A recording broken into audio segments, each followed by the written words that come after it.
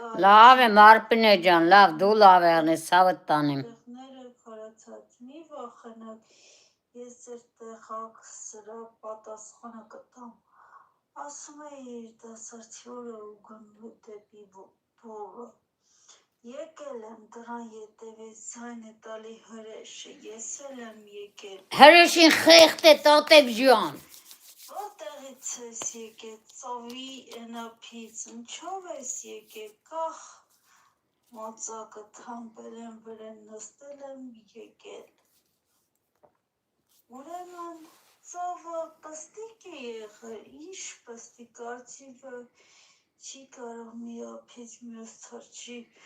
ուրեմն արծիվը ճուտ է եղել, ինչ